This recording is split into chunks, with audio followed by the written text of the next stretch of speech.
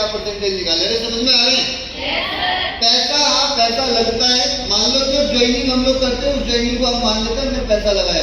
अभी हमारी ज्वाइनिंग 11,600 रुपए की है, सबसे सस्ता जो कोर्स है और सबसे छोटा कोर्स है। इसके बाद बहुत सारे कोर्स है, 18,500, 23,500 और भी बहुत सारे कोर्सेज है। समझ में आ रहे हैं? टाइम ये बहुत इंपॉर्टेंट चीज है। यहाँ भी टाइम देना पड़ता है कम से कम 2 से 3 साल। ये कोई जुआ सट्टा लॉटरी नहीं है कि आए और आते ही आप पैसे कमाने लग जाओगे। यहाँ भी टाइम देना पड़ता है। एंड लास्ट पॉसिबिलिटीज यहाँ भी बहुत कम है। अभी तक स्मार्ट वैल्यू में सिर्फ 52 लाख लोग ज्वाइन हुए हैं। अरे समझ में आ रहा है? तो 52 लाख एसोसिएट है 148 करोड़ के अंदर, तो यहाँ भी परसेंटेज बहुत कम है। और लास्ट यहाँ पर सैलरी और फ्यूचर की बात कर लेते हैं। हमारी स्टार्टिंग जो इनकम शुरू होती है वो शुरू होती है 2000 से। कितने हजार से? पहला चेक कितने का आता है हमारा? 2000 रुपए का। और शुरुआत 2000 से होती है। SIP की बात कर रहा हूँ, चेक 1000 रुपए से शुरू होता है। 2000 से शुरू होता है। लास्ट कहाँ तक पहुंचता है किसी को पता है? 3 लाख रुपए की कैपिंग है 1 हफ्ते की, तो 4 हफ्ते होते 1 महीने में, तो कितने हो गए? 12 लाख रुपए महीना। एक आईडी का आप कमा सकते हो स्मार्ट मनी। अरे समझ में आ रही है? समझो पहले, समझो इसे समझो।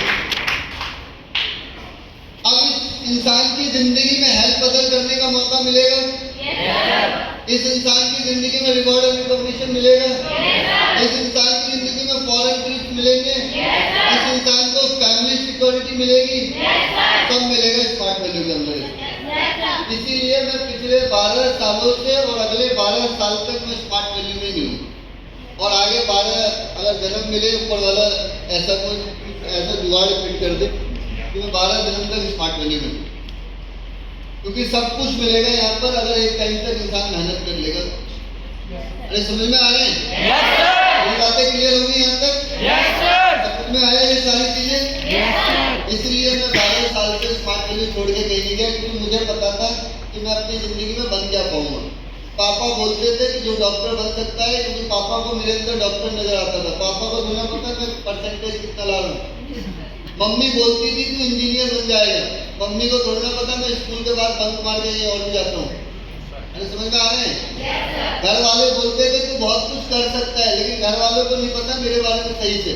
मुझे पता है अपने बारे में सही से, इसलिए मैंने अपने बारे में समझा और मैंने स्मार्ट वैल्यू को उसी दिन से रेगुलर करना शुरू किया। अरे समझ में आ गया यहाँ तक?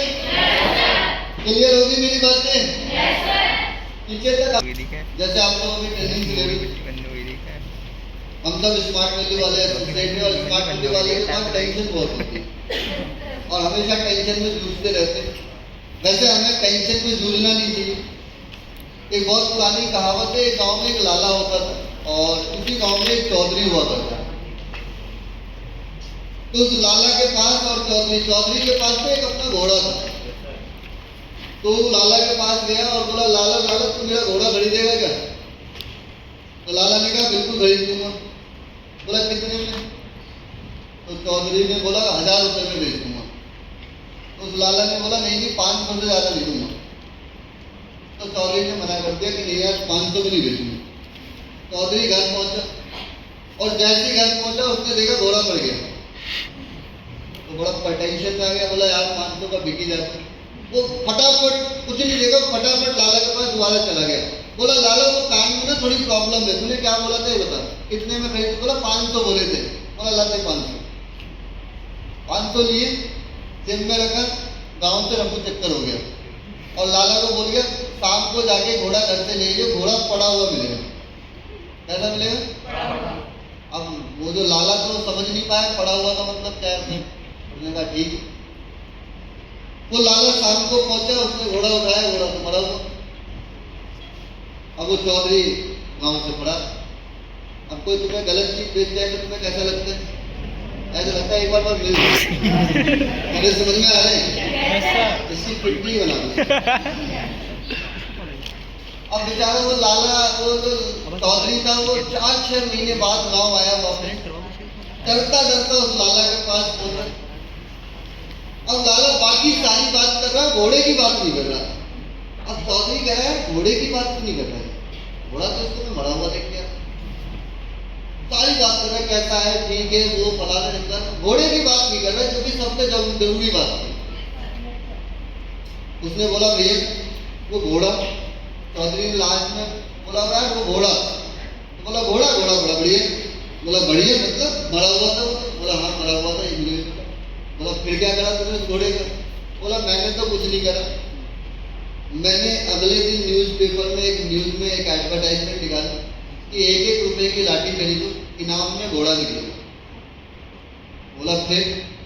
बोला 10,000 लोगों ने लाठी खरीदी, ठीक है ना, 10 लाख। बोला फिर? और बोला 1 के इनाम में घोड़ा निकाल दिया। बोला फिर?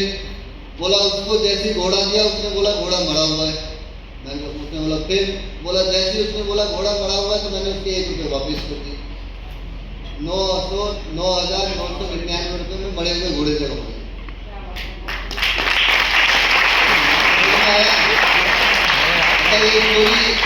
ये स्टोरी बहुत बड़े बड़े बिजनेसमैन को समझ में आता है, तुम्हें नहीं समझ में आया क्योंकि इसको समझने के लिए ये चाहिए, और तो ये यहाँ है आएगा कैसे? अरे समझ में आ रहे? अभी तो हमें चुटकुले सुनो, हमें ऐसा लगता है चुटकुले सुना तो इसमें हमें मजा आए और मजा आते आते कई लोगों को देख रहा हूँ गुजारे ट्रेनिंग भी। मैं एक बार पहले के जमाने में नहीं होते थे बड़े बड़े साधु मुनि और तपस्या करते थे, उनका तपस्या कैसे करते थे? ऐसी साधु मुनि हमारे साथ हैं। कुछ लोग ऐसे हैं जो बेचारे हैं 17-18 साल के, लेकिन वो बैठे ऐसे हैं जैसे कि उनकी एज है 65 साल। उनको देखो हमारे आसपास नहीं होंगे ऐसे लोग 65 साल के। तो हमारे बीच में 3 लोग, एक तो वो है जो टॉपिक को सीधे निकल रहा है। सांप कभी भी खाना नहीं खाता, सांप सीधा। हमारे बीच में सांप नहीं, एनोकोंडा, एनोकोंडा बड़े बड़े बड़े समझ में आ रहे हैं। दूसरा कौन है? ऋषि मुनि। एक ऋषि ऐसा वो है नहीं, अभी तो ऋषि नहीं, ऋषि मुनि तो होंगे। Yes sir. ऐसे मैं बोर्ड पे लिख रहा हूँ, ये पता नहीं क्या देख रहा है अंदर, आंखों से बंद करेगी। और तीसरा कौन बैठे हमारे बीच में? 65 साल के बुजुर्ग लोग, जिनकी एज बेचारों की 65 हो गई, कमर में लचक सा मार रहा है, पैर सुन्न पड़ गए होंगे, दिन में भी चंदा मामा दिख रहा होगा, क्योंकि दिखते हैं 65 साल वालों को तो सब दिखता है।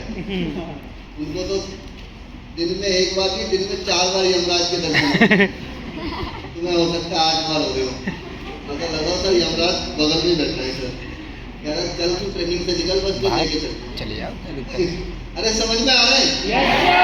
यहाँ तक समझ में आ गई मेरी बातें? चलो आगे बढ़ते हैं। अब हम लोग स्मार्ट वैल्यू के बारे में थोड़ा सा जानते हैं। अभी तक तो हम लोग बाहर के प्रोफेशन के बारे में जानते हैं, अब हम लोग यहाँ पर बैठे स्मार्ट वैल्यू में और करना भी स्मार्ट वैल्यू चाहते हैं और होता भी हमसे स्मार्ट वैल्यू नहीं है। तो समझते हैं क्यों नहीं होता है, कुछ लॉजिक से, कुछ कारण है, ध्यान से समझना। हम बिजनेस का नाम है स्मार्ट वैल्यू कंपनी, और स्मार्ट वैल्यू कंपनी हमें बिजनेस प्रोवाइड करा रही है। अब इस बिजनेस को समझो कि बिजनेस कैसा चलता है। एक होता है ट्रेडिशनल बिजनेस। ट्रेडिशनल बिजनेस मतलब समझ में आता है जो मार्केट में चल रहा है, परचूने की दुकान या फिर नाई की दुकान या फिर जलेबी समोसे पकोड़े, ये सब ट्रेडिशनल बिजनेस बोलते हैं। समझ में आ रहा है? Yes sir. और हम लोगों का जो बिजनेस है इसको बोलते हैं डायरेक्ट सेलिंग का बिजनेस। समझ में आ रहा है? अब समझते हैं ट्रेडिशनल बिजनेस में क्या क्या चीजें रिक्वायरमेंट होती है और हमारे बिजनेस में किस किस चीजों की रिक्वायरमेंट होती है। मान लो मैंने किसी परचूने की दुकान खोली है, नाई की दुकान खोली है, या फिर मैं कोई सा भी दुकान खोला है, कोई भी स्मॉल बिजनेस करा है, तो उसकी सबसे बेसिक रिक्वायरमेंट क्या है? टाइम से दुकान खोलना पड़ेगा। खोलना पड़ेगा कि बोलना पड़ेगा? अच्छा मैंने परचूने की दुकान खोली है तो मैं क्या लगता है, मैं मतलब कभी रात को 1 बजे खोल के बैठ जाऊँ और कभी दिन में 12 बजे खोलूँ और कभी खोलूँ ना, ऐसे चलेगी दुकान? टाइम फिक्स होगा। समझ में आया? उस दुकान में मुझे रेगुलर भी काम करना होगा, रेगुलर खोलना पड़ेगा या कभी कभी काम चल जाएगा? रेगुलर खोलना पड़ेगा। तीसरा उसमें एक और चीज की जरूरत पड़ेगी, नॉलेज लेना पड़ेगा। नॉलेज लेनी पड़ेगी नहीं लेनी पड़ेगी? अगर मैं दूध की डेयरी करना चाहता हूँ तो दूध की नॉलेज लेनी पड़ेगी। अगर मैं परचूने की दुकान करना चाहता हूँ, मेडिकल खोलना चाहता हूँ, मुझे सब पता हो कौन सी डब्बे में कौन सी दवाई चाहिए। अरे पता होगा नहीं होगा? Yes sir. उसके बाद मैं थोड़ा और आगे निकलूंगा। आइडिया, जब मेरी दुकान नहीं चलेगी तो मुझे एक चीज लगाना पड़ेगा, क्या? आइडिया। आइडिया कैसा? आपने देखा होगा कई मॉल के आगे, कई दुकान के आगे लिखा है गेट 1 बाय 1 गेट 1 फ्री, मतलब एक के साथ एक फ्री। तो वो लोग क्या लगा के बैठे हुए कि एक नहीं, कैसे हम प्रॉफिट निकालें। समझ में आ रहा है? किसी का एक बोर्ड सामने लगा हुआ है और उस बोर्ड से कस्टमर नहीं आ रहे, तो एक बोर्ड इधर भी लगवाते हैं, एक बोर्ड इधर भी लगवाते हैं, तो क्या लगा रहे हैं? आइडियाज लगाते हैं। समझ में आ रहे हैं? Yes sir. उसके बाद एक और चीज की जरूरत पड़ती है।